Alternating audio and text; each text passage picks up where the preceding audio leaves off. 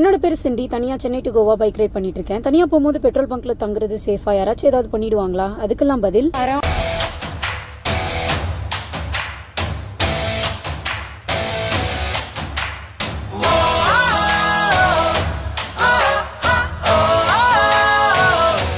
Around 600 kilometres வந்து cover பண்ணிட்டோம். எனக்கு செம்ம டயர்ட் ஆயிடுச்சு. இது வந்து பார்த்திங்கன்னா ஒரு லாங் ஹைவே. இன்றைக்கி இங்கே தான் இந்த petrol bunk, HP petrol bunk, இங்கே தான் நம்ம தூங்க போகிறோம். சிசிடிவி கேமரா கிட்ட வந்து ஒரு நல்ல பிளேஸாக நான் செலக்ட் பண்ணி என்னோட டென்ட்டை வந்து பிச் பண்ண ஆரம்பிச்சிட்டேன். இங்கே வந்து பார்த்திங்கன்னா டென்ட் பிச் பண்ணுறதுக்கு நல்லாவே இடம் இருந்ததுனால நான் வந்து என்னோடய பெரிய டென்ட்டே வந்து யூஸ் பண்ணிக்கிட்டேன். ஒரு 2-3 ஹவர்ஸ் ரெஸ்ட் எடுக்கிறதுக்கு வந்து நம்ம நிறைய செலவு பண்ணி ரூம் புக் பண்ண தேவையில்லை. ஸோ பெட்ரோல் பங்க்கில் ஸ்டே பண்ணிட்டோம் அப்படின்னா இங்கே கேமராவும் இருக்குது, சேஃப் தான்.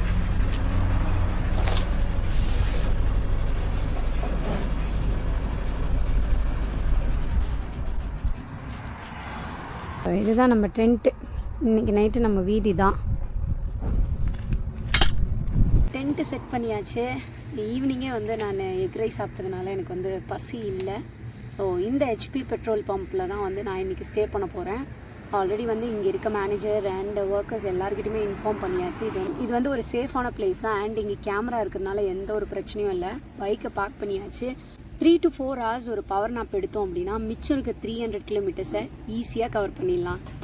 நான் இப்போ தூங்க போகிறேன். See you, bye-bye.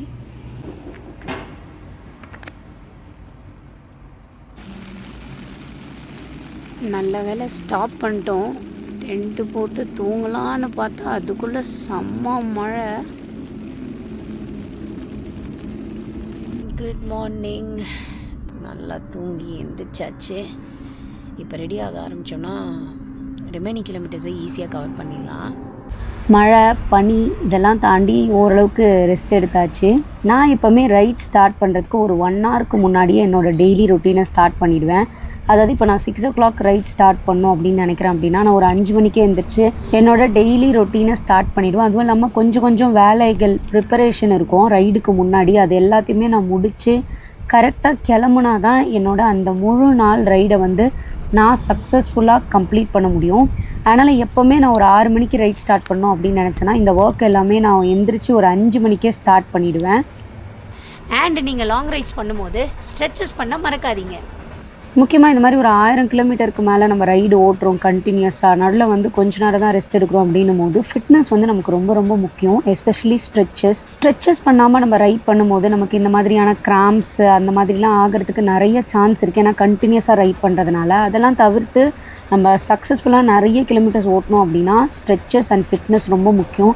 அண்ட் நிறைய பேர் என்ன நினைக்கிறாங்க அப்படின்னா இந்த ஸ்போர்ட்ஸ் பர்சன் இந்த மாதிரி ரைட் பண்ணுறவங்க இவங்கெல்லாம் மட்டும்தான் வந்து ஃபிட்னஸ் பண்ணோம் அப்படின்னு நினைக்கிறாங்க. அது ரொம்ப தப்பு. ஆக்சுவலாக எல்லாருமே தினம் காலையில் ஒரு 1/2 மணி நேரமோ 1 மணி நேரமோ வந்து ஃபிட்னஸ் பண்ணணும். ஃபிட்னஸ்னால் ஜிம்முக்கு தான் போய் பண்ணணும் அப்படின்னு கிடையாது. நமக்கு இருக்கிற இடத்துலையே ஸ்ட்ரெச்சஸ் அந்த மாதிரி பேசிக் எக்ஸசைசஸ் நம்ம ஸ்கூலில் கற்றுக்கிட்ட எக்ஸசைசஸ் பண்ணாலே நம்மளுடைய பாடி வந்து கொஞ்சம் ஃப்ளெக்சிபிளாக ஃபிட்டாக இருக்கும்.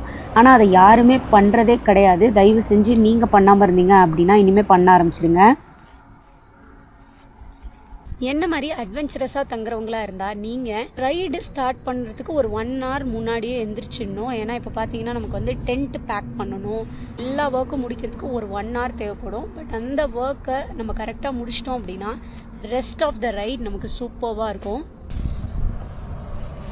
ஓகே, டைம் ஆகிடுச்சு. டென்ட்டை பேக் பண்ண ஆரம்பித்தா கரெக்டாக இருக்கும்னு நினைக்கிறேன்.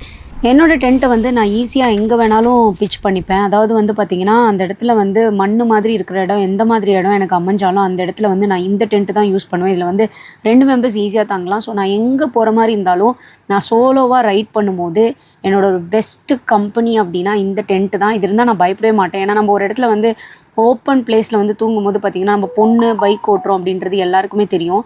ஆனால் இந்த மாதிரி டென்ட்டுக்குள்ளே இருக்கும்போது பொண்ணு இருக்காங்களா பையன் இருக்காங்களா அப்படின்றது யாருக்குமே தெரியாது. முக்கியமாக இந்த பெரிய பைக்ஸ் ஓட்டும் போது அவங்க யாருமே வந்து பொண்ணு ஓட்டிகிட்டு வந்திருக்காங்க அப்படின்றத வந்து கெஸ் பண்ணவே மாட்டாங்க. அதனால் இது ரொம்பவே சேஃப் தான் இந்த டென்ட்டு. அப் அண்ட் டவுன் நான் ஒரு 300 to 400 கிலோமீட்டர்ஸ் ஓட்டுறேன்னா இது எதுவுமே கேரி பண்ண மாட்டேன். பட் 1000 கிலோமீட்டர்ஸ்க்கு மேலே ஓட்டுறேன் அப்படின்னா இது எல்லாமே நான் மேண்டேட்டரியாக கொண்டு போவேன். அப்போ தான் என் ரைட் சக்ஸஸ்ஃபுல்லாக முடிக்க முடியும். அங்கிள் இருக்கவங்களுக்கு பாய் சொல்லிட்டு பெட்ரோல் போட்டு நான் ரைட் ஸ்டார்ட் பண்ணிட்டேன். ஐயோ பிஸ்கெட் வாங்கி தரவா? பிஸ்கெட் சாப்பிடுவியா? டேய்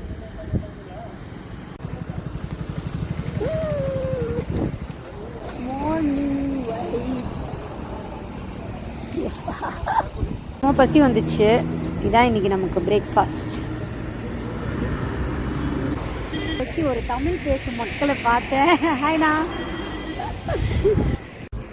என் பின்னாடி பாருங்க செம்ம பியூட்டிஃபுல்லான சன்ஃப்ளவர் ஃபீல்ட்ஸ்.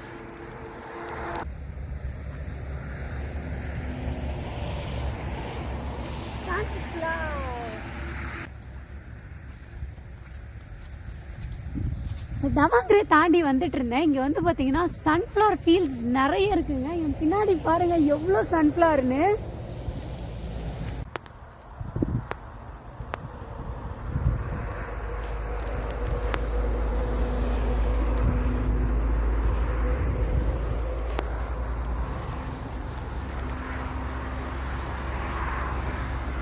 நான் ரைட்ஸில் வந்து ஃப்ரீக்வெண்ட்டாக பிரேக் எடுப்பேன். வாஷ்ரூம், டீ அந்த மாதிரி பிரேக் எடுக்கிறதுனால என்னால் ரொம்ப லாங் ஓட்ட முடியும்.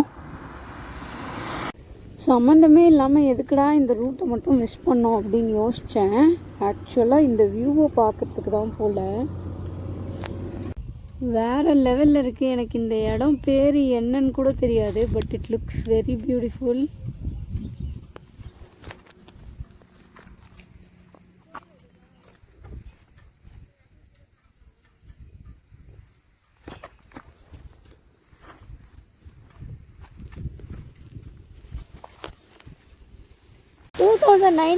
இதே இடத்துல நின்று நான் ஆல் இண்டியா ரைடப்போ ஃபோட்டோ எடுத்தேன். எனக்கு இன்னும் மறக்க முடியாத அந்த சம்பவம். 2019க்கு அப்புறமா இப்போ 2024 டிசம்பரில் நான் அதே இடத்துல நிற்கிறேன்.